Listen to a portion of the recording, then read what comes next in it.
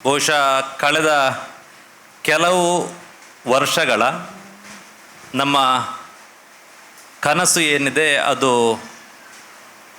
ನನಸಾಗಲಿಕ್ಕೆ ಒಂದು ಮುನ್ನುಡಿಯನ್ನು ಬರೆದಂತಹ ದಿನ.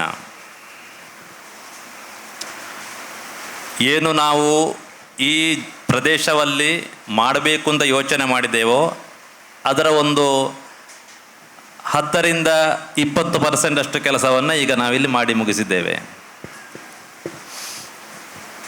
ಮುಂದೆ ಬಹಳಷ್ಟು ಇಲ್ಲಿ ವ್ಯವಸ್ಥೆಗಳು ಆಗಲಿಕ್ಕಿದೆ. ಅದು ಮನೆಗಳ ರೀತಿಯಲ್ಲಿರ್ಬೋದು ಅಥವಾ ಸೌಕರ್ಯಗಳ ರೀತಿಯಲ್ಲಿರ್ಬೋದು ಅಥವಾ ಬೆಳವಣಿಗೆಗಳ ರೀತಿಯಲ್ಲಿರ್ಬೋದು.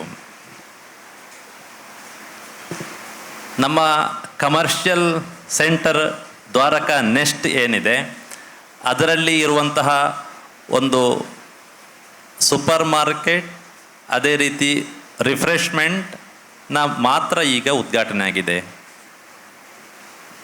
ಮುಂದೆ ಬಹಳಷ್ಟು ನಾವು ಈಗಾಗಲೇ ನಮ್ಮ ಪರಿಚಯ ಪತ್ರದಲ್ಲಿ ಕೊಟ್ಟಾಗೆ ಬಹಳಷ್ಟು ಸೌಕರ್ಯಗಳನ್ನು, ಅದು ಫಿಸಿಯೋಥೆರಪಿ ಇರ್ಬೋದು, ಡೇ ಕೇರ್ ಸೆಂಟರ್ ಇರ್ಬೋದು, ಹೆಲ್ತ್ ಕೇರ್ ಇರ್ಬೋದು, ಮೆಡಿಕಲ್ಸ್ ಇರ್ಬೋದು, ಕ್ಲಬ್ ಹೌಸ್ ಇರ್ಬೋದು, ಸಣ್ಣ ಮಿನಿ ಹಾಲ್ ಇರ್ಬೋದು, ಗೆಸ್ಟ್ ಹೌಸ್ಗಳಿರ್ಬೋದು, ಹಾಗೆ ಬಹಳಷ್ಟು ವ್ಯವಸ್ಥೆಗಳನ್ನು ಅಭಿವೃದ್ಧಿ ಹಂತದಲ್ಲಿದೆ.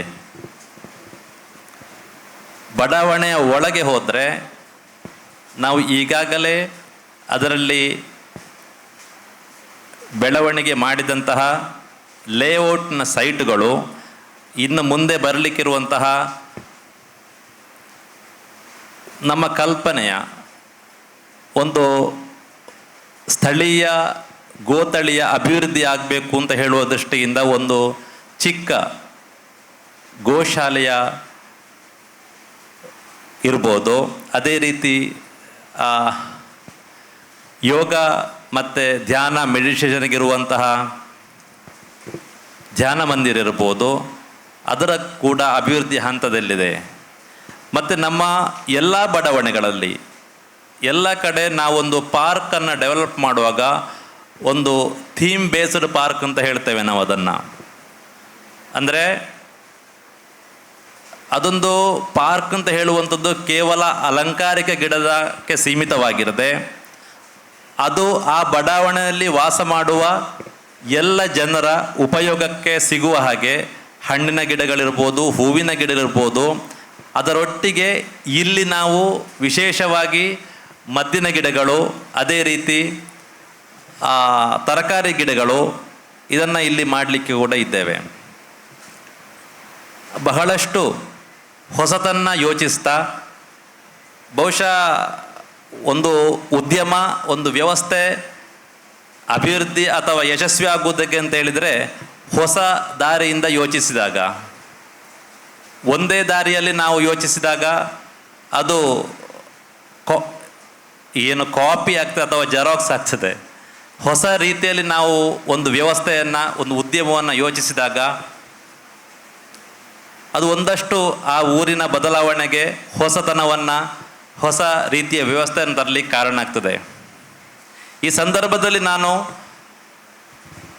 ನನಗೆ ಬೆನ್ನೆಲುಬಾಗಿ ನಿಂತಹ ನನ್ನೆಲ್ಲ ಸಹೋದ್ಯೋಗಿಗಳು, ನನ್ನ ಕಾರ್ಮಿಕ ವರ್ಗದವರು, ಅದೇ ರೀತಿ ಎಲ್ಲ ನಮ್ಮ ಕೆಲಸಕ್ಕೆ ಸಹಕರಿಸಿದಂತಹ ಎಲ್ಲ ಅಧಿಕಾರಿ ವರ್ಗದಿಂದ ಹಿಡಿದು ಎಲ್ರಿಗೂ ಒಂದು ಅಭಿನಂದನೆಯನ್ನು ಹೇಳಲಿಕ್ಕೆ ಇಚ್ಛೆಪಡ್ತೇನೆ. ಮುಖ್ಯವಾಗಿ ನಮ್ಮ ಈ ಬಡಾವಣೆಯ ಒಂದು ಧ್ಯೇಯವಾಕ್ಯ ಏನಿದೆ, ಪ್ರೀತಿ, ಗೌರವ ಮತ್ತು ಭದ್ರತೆಗಾಗಿ ಅಂತ ಹೇಳಿ. ಬಹುಶಃ ಹಿರಿಯ ನಾಗರಿಕರಿಗೆ ಅಥವಾ ಯಾರಿಗೇ ಆದರೂ ಕೂಡ ಜೀವನದಲ್ಲಿ, ಹಿರಿಯ ನಾಗರಿಕೆ ಅಂತೇಳಿ ಅಲ್ಲ, ಯಾರಿಗೇ ಆದರೂ ಕೂಡ ಜೀವನದಲ್ಲಿ ಪ್ರೀತಿ, ಗೌರವ, ಭದ್ರತೆ ಅಂತ ಹೇಳುವುದು ಇಲ್ಲ ಅಂತಾದರೆ ಆ ಜೀವನ ಅದು ಉತ್ಕೃಷ್ಟವಾಗಿರಲಿಕ್ಕೆ ಸಾಧ್ಯ ಇಲ್ಲ ಅಂತ ನಮ್ಮ ಅನಿಸಿಕೆಯಾಗಿದೆ. ಆ ನಿಟ್ಟಿನಲ್ಲಿ ಪ್ರತಿಯೊಬ್ಬರಿಗೂ ಜೀವನವನ್ನು ಒಂದು ಹಂತದವರೆಗೆ ದುಡಿಮೆ ಮತ್ತು ಬೇರೆ ನಮ್ಮ ಮಕ್ಕಳ ಮತ್ತು ಸಮಾಜದ ಜವಾಬ್ದಾರಿಗೋಸ್ಕರ ಸವೆಸಿದ ಜೀವಗಳಿಗೆ ಒಂದು ನೆಮ್ಮದಿಯ ಬದುಕನ್ನು ಕಟ್ಟಿಕೊಡಬೇಕು ಅಂತ ಹೇಳುವ ಭಾವನೆಯಿಂದ ಇಲ್ಲಿ ನಾವು ಪ್ರವರ್ತನೆಗೊಳಿಸುವಂತಹ ಈ ಏನು ಉಜ್ಜೀವನ ಇದೆ, ಇದು ಸಮಾಜಕ್ಕೆ ಉಪಯೋಗ ಆದಾಗ ನಮ್ಮ ಏನು ಈ ಪ್ರಯತ್ನ ಇದೆ ಅದು ಸಾರ್ಥಕ ಅಂತ ಅನ್ನಿಸ್ತದೆ.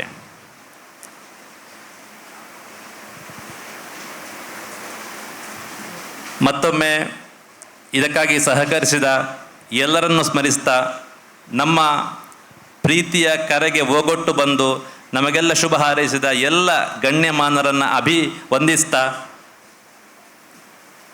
ಎಲ್ಲರ ಬದುಕು ಪ್ರೀತಿ, ಗೌರವ, ಭದ್ರತೆಯಿಂದ ಇರಲಿ ಅಂತ ಹೇಳ್ತಾ ನನ್ನ ಮಾತನ್ನು ಮುಗಿಸ್ತೇನೆ. ನಮಸ್ಕಾರ. ನಿಮ್ಮೂರಿನ ಸುದ್ದಿ ಕಾರ್ಯಕ್ರಮಗಳ ವರದಿಯನ್ನ ನಾವು ಬಿತ್ತರಿಸಲಿದ್ದೇವೆ.